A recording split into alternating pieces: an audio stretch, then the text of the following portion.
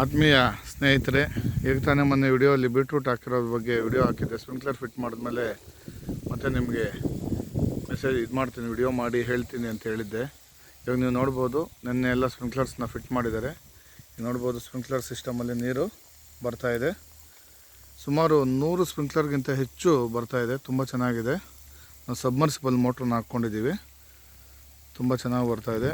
ಇವತ್ತು ನಾಳೆ ಚೆನ್ನಾಗಿ ನೀರು ಹಾಕ್ಬಿಟ್ಟು ಮತ್ತು ಕಳೆ ಬರದೇ ಇರೋದಕ್ಕೆ, ವೀಡ್ಸ್ನ ಸ್ವಲ್ಪ ಅವಾಯ್ಡ್ ಮಾಡೋದಕ್ಕೆ ನಾವು ಫಾಸ್ಟ್ ಮಿಕ್ಸ್ನ ಮರಳು ಜೊತೆ ಮಿಕ್ಸ್ ಮಾಡಿಕೊಂಡು ಚೆಲ್ಬಿಡ್ತೀವಿ. ನೆಕ್ಸ್ಟು ಇದೊಂದು 5-6 ದಿನದಲ್ಲಿ ಮೊಳಕೆ ಬರ್ತದೆ. ತುಂಬ ಚೆನ್ನಾಗಿ ಫೋರ್ಸಾಗಿ ಪ್ರೆಷರಾಗಿ ಬರ್ತಾಯಿದೆ.